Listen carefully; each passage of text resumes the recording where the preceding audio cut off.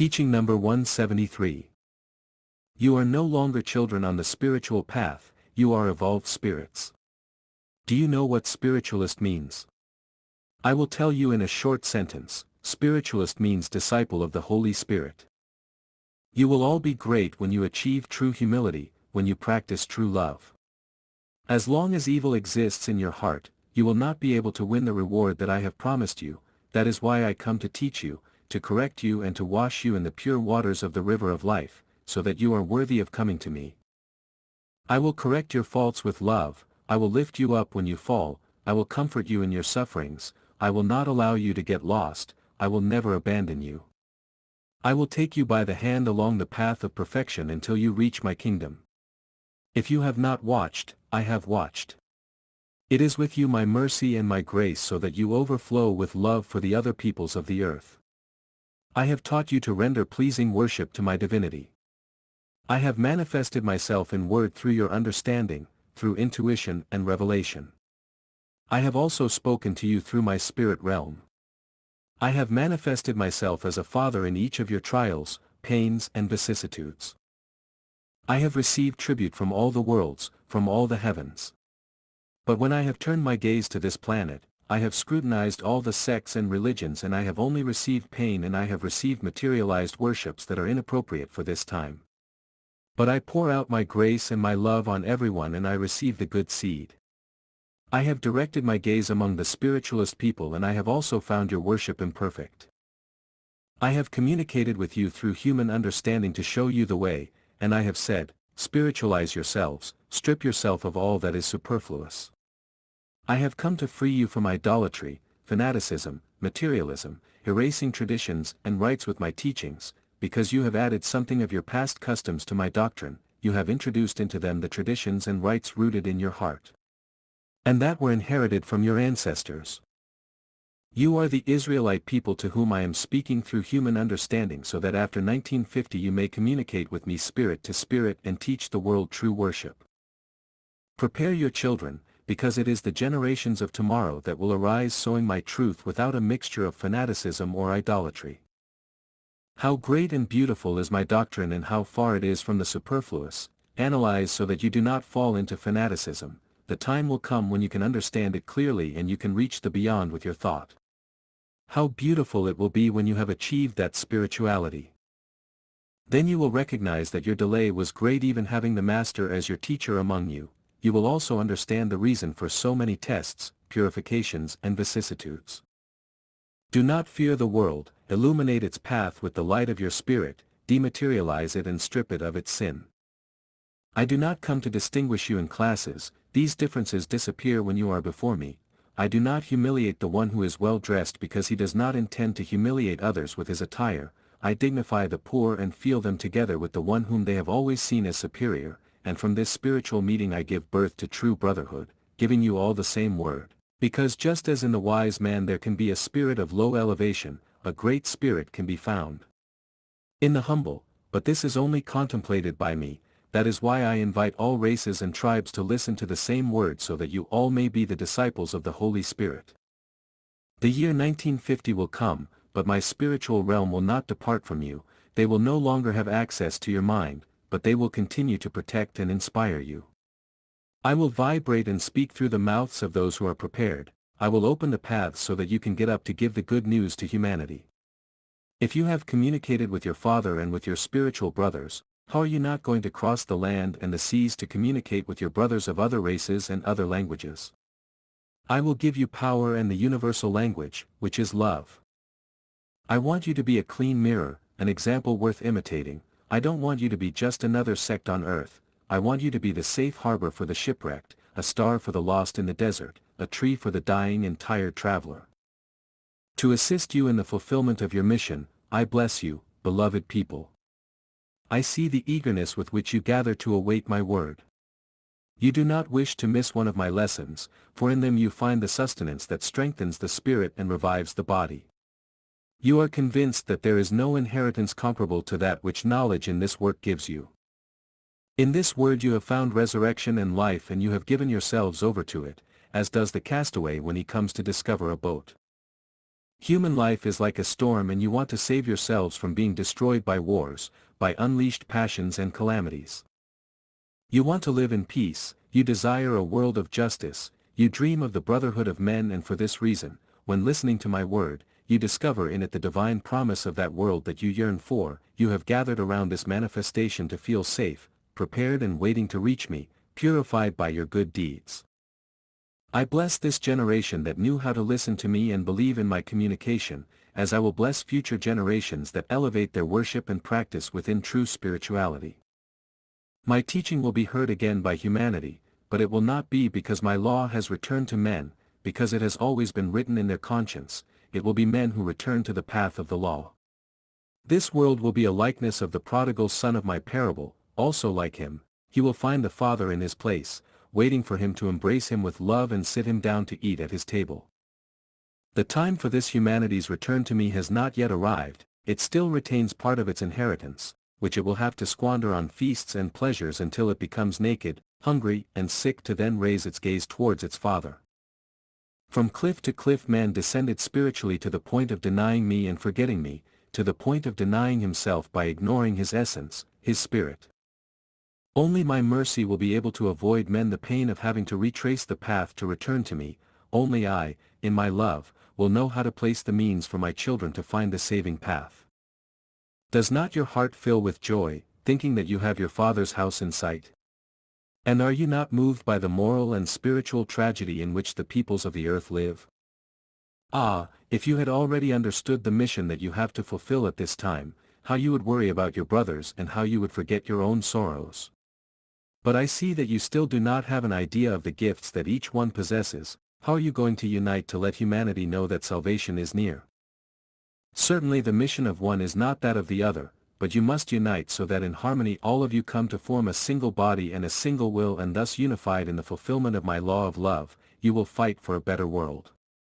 How are you going to have the right to dream of a world of peace, harmony and fraternity, if you do not put on your side the means to achieve it? You are not alone to fight, nor blind to walk, nor unarmed to defend yourselves. I have made your spirit understand the beauties of the spiritual life. I have opened your spiritual gaze towards the future. I have discovered for you the gifts and powers that you carry dormant in the depths of your being. That idea of uselessness, inability, clumsiness and smallness, which you had formed of yourselves, I have removed from your mind so that you understand that you can all be useful and that you must all rise until you reach the home that your Father awaits you. Some say to me, Lord, why don't you allow us all to look at you like those brothers of ours who testify that they see you? Ah, weak hearts, that you need to see to believe. What merit do you find in contemplating Jesus humanized in a vision in the form of a man, when your spirit, through love, faith and sensitivity can perceive me as infinite and perfect in my divine essence? Those of you who envy those who have the gift of seeing the spiritual limited in figures or symbols are wrong, because what they see is not precisely the divine, but an allegory or image that speaks to them of the spiritual. Be satisfied with your gifts and analyze the testimonies you receive, always looking for the meaning, the light, the teaching, the truth.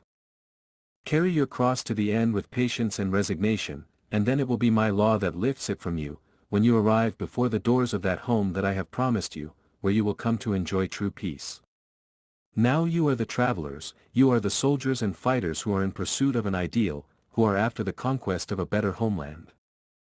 In your struggle you are not alone. Man has never been, because I have always shown him the best way. I have accompanied him and I have encouraged him. If anyone asked me how humanity was guided before the law of Moses was known to them, which they received from the Lord, I would answer that, before Moses, I sent all the spirits with the law written in your conscience, so that all the acts of your life would be pleasing to my divinity. Then I sent spirits of great light, patriarchs and prophets to the world so that with their works they would teach all their brothers the fulfillment of my law. Those men honored me with their lives. They were not idolaters, because they already knew spirituality. They had a sense of love and charity towards others. They knew how to receive foreigners in their lands and within their home. They were hospitable to the stranger and the weary traveler. They had a good word for everyone and wise advice. But not all men have known how to guide themselves by the inner voice of their conscience, for this spirituality is required, and the senses of the flesh flee from it. That is why it was necessary for your Father to manifest himself in various forms among humanity, to explain the law to them and reveal the divine. You, people, who are listening to my teaching in the third era, and who still keep something of that seed that entrusted you in past times, understand that you must cleanse your hearts of selfishness and materialism, so that the happy moment in which you return to orient your life guiding it by the dictates of your conscience like those first enlightened ones, like Abraham, from whom sprang the people that in all times has been the repository of all my revelations. I want that when the moment arrives in which my manifestation ceases in this form in which you now have it, you remain in such a way prepared, that each spirit of the beings that form this people, is like a temple for me, each heart a sanctuary, each home an altar, a patriarchal house, hospitable and full of charity. How deep will then be your peace? How strong will your heart be then, to overcome all trials? The bread will be blessed not only by me, but also by you, because by then you will have learned to knead it with love, with faith, in an atmosphere of peace. The spiritual grace with which I have bestowed upon you is the seed of spirituality. Whoever cultivates that seed with love in his heart, will not become a victim of the plagues, nor of the unleashed elements, nor will material needs afflict him.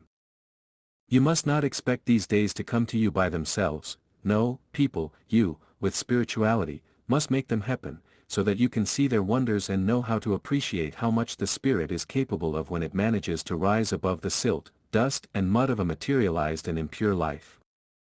Do not forget, O disciples, that spirituality cannot admit fanaticism of any kind, idolatry or prejudice, because then it would cease to be spirituality. He who carries purity in his heart and seeks to honor me with the works of his life, he does not need material worships to feel that he has fulfilled the precepts of his Father and Lord. On the other hand, the one who carries in his heart the restlessness that his conscience makes him feel when judging himself, he eagerly seeks the rites and the material worships with the false belief that with them he will be able to reconcile with his Father. Be simple as flowers and pure as birds, be transparent like air and diaphanous like pure water, then you will have achieved that limpidity and elevation that will make you know the truth of life. Whoever came to say that my doctrine is a danger to the material progress of humanity, commits a serious mistake with it. I, the Master of Masters, come to teach humanity the path of its evolution and true progress. My word not only speaks to the spirit, it also speaks to the mind, to reason and even to the senses themselves. My doctrine not only comes to inspire you and teach you the spiritual life, but it comes to make light in all science and in all paths, because my teaching is not limited to directing all spirits towards the mansion that is beyond this existence, it also reaches the hearts of men, to inspire them to live pleasant, dignified and profitable lives on this planet. If I told you in the second era that my kingdom is not in this world, now I tell you that yours is not here either, because this home, as you already know, is transitory for man. I come to teach you the true life, the one that has never been based on materialism. That is why they will rise up again against my eternal doctrine, with my teaching of always that is of love, wisdom and justice. However, it will not be understood immediately. Humanity will judge me again, will put me on the cross again, but I know that my teaching must go through all this, so that it may be recognized and loved. I know that my most tenacious persecutors will later be my most faithful and selfless sowers, because I will give them very great proofs of my truth. That Nicodemus of the second era, prince among the priests, who sought Jesus to converse with him about wise and profound teachings, will continue again in this time, to serenely analyze my work and convert to it. That Saul, called Paul, the one who after viciously persecuting me, became one of my greatest apostles, will reappear on my path, and from everywhere my new disciples will emerge, some fervent, others self-sacrificing. The present hour is of great importance, the time I am talking about is approaching you. These wars of ideas, these disputes that you are now witnessing and these events that you have daily, do they not tell you of something that is approaching? Do they not make you sense that a time is coming to an end and that a new era begins to spread its light? I only want you, those of you who are witnessing my word at this time, to remain firm in the moments of trial that will precede the establishment of my law, because my new manifestation among you will be similar to a hurricane, under whose force the earth and the seas in which this humanity lives and stirs, will have to rise and stir so that they expel from them all that is impure that they keep in their depths. When these tests come, do not fear, because when they come, you will understand that the beginning of the end of a reign has begun and that the dawn of a new happier time is approaching. Evil, injustice, pride, slavery, ignorance and earthly power will succumb to give way to the establishment of the reign of love, light and peace among men. You will not waver, nor will you extinguish your lamp, even if you feel that the test is very hard and that the chalice that you have to drain is very bitter. On the contrary, you will kindle and fan the flame of hope, as the soldier does in the heat of battle, when he feels that he is dominating the enemy and that victory is near. When you see yourself surrounded by hostile crowds, whose tongues are spewing poison against you, do not doubt my promises, because in those moments I will make you feel my reassuring presence and I will make you hear my loving voice that repeats to you, I am with you. You will see many times how from among those mobs a heart will emerge that understands you and that is like a shield for you, but you will only achieve this when you place your trust and faith in me. Remember Daniel, that prophet who so defended his people oppressed in slavery in Babylon. Let the fight come, it is necessary that you return to water with your love the seed that the Eternal One sowed in the spirit of man. Let the weeds be severed by the blow of the sickle of my justice and let the lands be removed, so that they are propitious for cultivation. It is necessary to grant men who are ambitious for the goods of the earth a few moments more, so that their disappointment is absolute, so that they finally become convinced that gold, power, titles and the pleasures of the flesh will never give them peace or the well-being of their spirit. The hour of examination with the light of conscience approaches for all humanity. There will be the wise men, the theologians, the scientists, the powerful, the rich and the judges, wondering what the spiritual, moral or material fruit they have harvested has been, with which they can feed humanity. After that moment, many will return to me, recognizing that, despite the glory they had on earth, something was missing to fill the void in which their spirit had fallen, which can only be sustained with the fruits of the spiritual life. I have prepared for those spirits the oasis in the middle of the desert, because I know that through their existences, knocking from door to door and traveling path after path, some have sought the truth, others strength, others happiness, and at the end of the path they have traveled on earth, when they are about to deny everything, I will have them rest in my bosom, I will comfort them and I will point out the true path, so that through it they may find the fields in which they can sow the fertile seed of their experience. The oasis is spiritual, to which men of all races will arrive by all the roads of the desert, some tired, others full of wounds, graying, and many with their empty saddlebags, ashamed before the sterility of the fight that they had undertaken. There they will hear my voice, recognizing it immediately, and they will exclaim, "It is the Lord." In that sentence you will reflect the humility with which you will finally find me, because everyone must come to me on their own merits.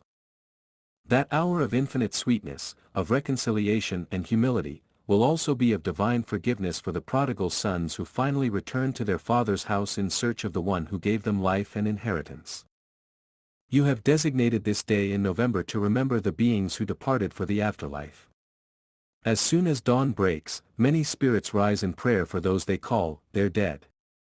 I tell you that it is very good that you remember them, that you have for them a thought of gratitude, of love, of admiration, but what is not right is that you mourn them as if they were goods that you had lost, nor that you give them up for dead, because if in the moments in which your eyes shed tears for them and your chest sighs for those who departed, you could contemplate them, you would be amazed at the light that illuminates them and the life that moves them, then you would exclaim, "Truly they are the ones who live and we are the dead."